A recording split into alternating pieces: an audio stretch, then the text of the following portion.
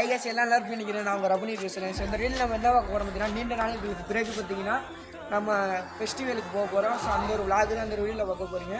ஸ்டார்டிங்காக ஒரு லைக் கொடுத்துட்டு கண்டினியூ பண்ணுங்கள்.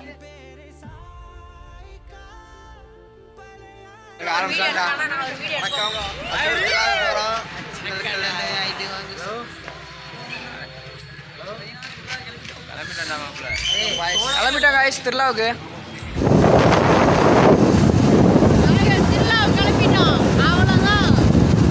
அப்புறம் என்னங்க திருவிழா நடக்கிற இடத்துக்கே நம்ம வந்துட்டோம். ஸோ இந்த ஊருக்கு பார்த்தீங்கன்னா நம்ம வந்துட்டோம்.